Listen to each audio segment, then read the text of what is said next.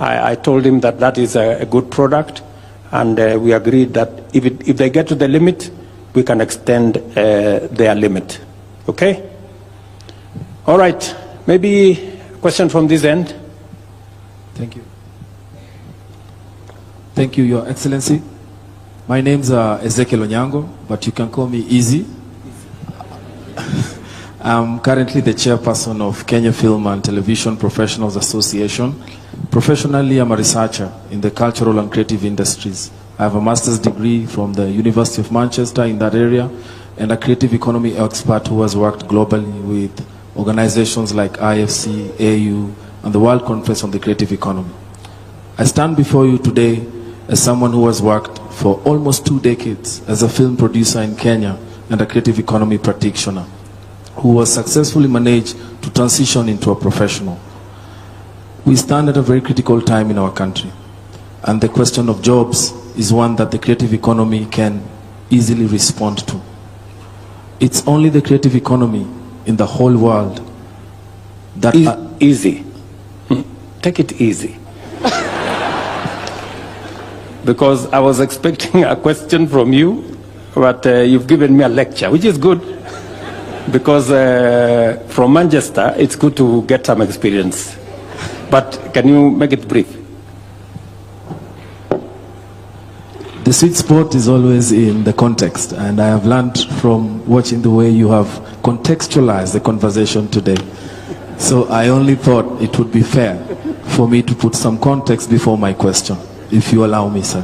Thank you. Bottom-up policies that promote the growth of talent-driven sectors like ours have been proven to work, especially in the creative economy, as we have witnessed in countries like Indonesia, where in 2023 they reported 4% contribution of GDP, which is equivalent to what the tourism sector has contributed in Kenya.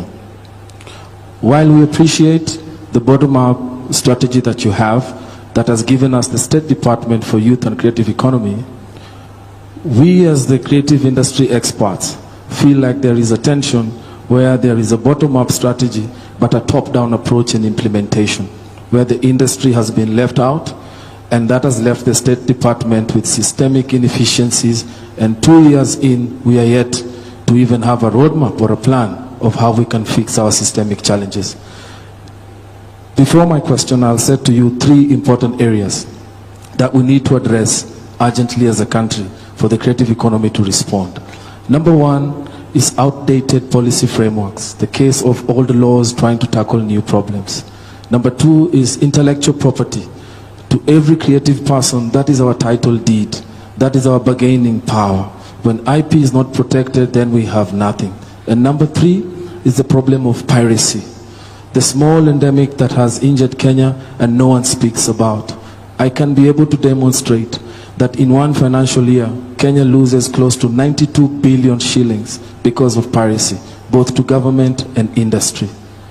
To my question, how does your administration plan, through the State Department, to resolve these issues inclusively, decisively, and set up a ground where these creative economies can grow and respond to job creation? Why I ask this question is, if we are not careful, there will come a time very soon where all the commerce that happens in the creative industry will happen overseas.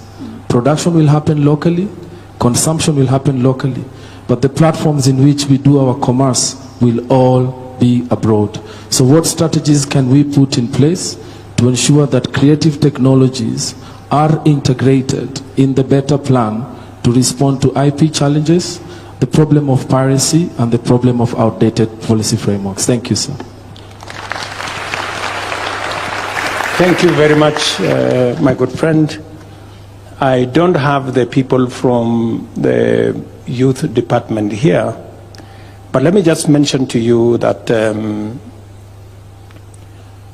reason why I made a policy decision that the sports fund, which initially had been spread to cover many things, including building hospitals and building all manner of things, I said that must now stop so that we concentrate the sports fund on matters to do with sports and the creatives.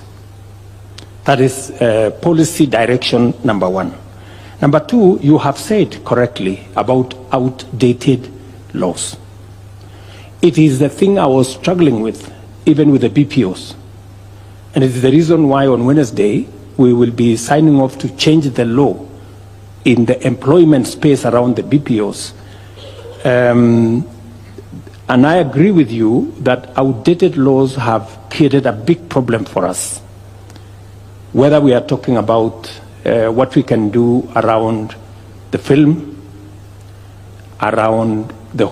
Yesterday, during the town hall meeting, President William Ruto was met with some of the very heavy questions. And one of the questions which I wanted to focus on is, how does your administration plan to solve this issue of creative economy where commerce is expected to be happening abroad because nothing is really going on in the Republic, or all the frameworks which are being done in the Republic of Kenya seem to be outdated, and there's no way outdated law can tackle new problems. And even that to say that even in the last 2 years, we have not seen really a good framework in terms of what is being done or what is supposed to be done in the creative industries. He says that indeed it's very clear that there is top-down approach in this creative industry and not everybody is benefiting. Highlighting on that also, this gentleman who was asking the question says that the Republic of Kenya and the economy of the Republic of Kenya is really transitioning. And Ezekiel Nyango, Kenya film and creative director with massive knowledge even from Manchester in United Kingdom, he says that it is a very critical time that this industry needs to be looked upon because it has the massive capabilities of solving job creation issues.